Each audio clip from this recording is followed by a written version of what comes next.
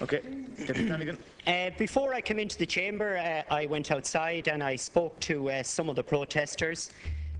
Some of them seem to have fallen for the line that maybe their problem is solved, but fortunately there's a few people out there who, when I was talking to them, reminded them that they've done this in the past, and that's what you do in an election, and that's what you do in the run-up to an election.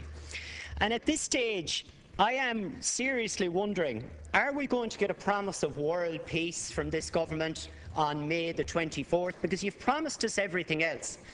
Now, when I was outside with the protesters, I actually met protesters who previously had protested outside this House on the issue of turf cutting. And by God, you didn't have to convince them that the government weren't telling the truth. As one of them reminded me, on March the 7th, 2 years ago, ye supported the turf cutters. In a couple of months' time, I'll be helping a few of them out in court because you've criminalised them. So people are not going to be fooled by this, no more than they don't believe that you're going to deliver on world peace, which I expect you to announce any time soon. Now, only a fool cannot see the value in a seed, and that is what the post office is for rural Ireland and for many towns not in rural Ireland. And when I say only a fool cannot see the value in a seed does not look like much when you look at it. It's generally small, it's not exactly very impressive, but what's inside it and what comes out of it when you activate it is what's phenomenal about it. And I pity people who can't see the value in the obvious. And post offices, where I come from, are like a seed. They're not just about delivering letters. They're not just about the core things that the post office is about. They are also a seed that can be built on, no more than the small schools amendment bill that I had in here in the past, about 2 years ago. That is another seed for these areas, and without them, they cannot survive.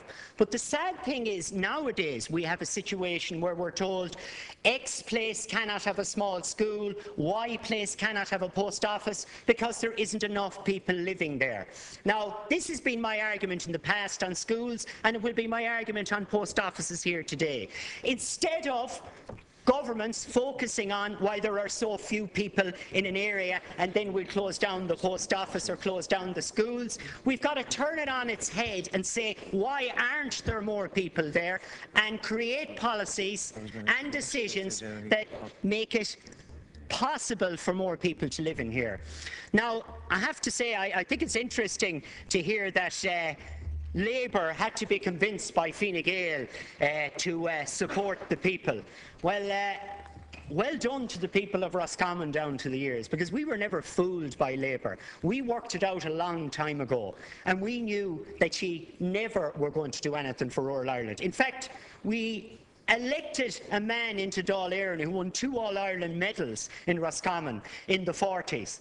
And guess what? He joined Labour and we wouldn't elect him. We're very smart, I'll tell you that. And the reality is, Labour don't give a damn about post office. They don't give a damn about rural Ireland. And in the long term, throughout the life, and I'm having the desired effect, I'm annoying you. In the long term, ye will do exactly the same thing with the post offices, because you cannot see the value for it. Eventually you will privatise it, and eventually you will destroy it like you've destroyed absolutely everything else. I was lucky enough to be brought up in a family where I had an aunt and an uncle, 50 years and 49 years in the post office. And they were great people, never missed work. My uncle was a hero out the country. He used to deliver cheques to people, and if he thought there was an alcoholic in the house, he would pull it back for a day until the next week. What will ye do in the future? You'll privatise it, and you won't only deliver the letters, you'll deliver the vodka for the alcoholic as well. Because there's a bloody profit in it. Thank you.